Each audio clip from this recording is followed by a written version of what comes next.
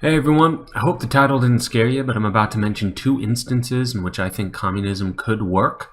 Now first off, I know what you're asking yourself, why would a libertarian say something like this? Well, I'm trying to just make a point which I think will become very apparent in just a few seconds. So the first instance in which communism could work is in a post-scarcity society in which human beings are no longer directly needed to produce goods or services.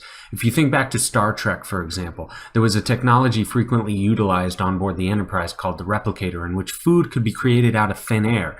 If we ever reach a point at which we have a machine that somehow has the capability of arranging protons, neutrons, electrons, and any other subatomic particles in such a fashion that any feasible material, food, drink, or product can be created from the atmosphere itself, then the last stage of communism, in which there is no private property, no private ownership of the means of production, and no medium of exchange, otherwise known as money, might be feasible. In this scenario, there is absolutely no scarcity. No one needs to purchase anything, therefore there would be no need for any prices. No one needs employment, no one would ever steal anything because of lacking sustenance, because any desire one could possibly think of would only be a few presses of a button away.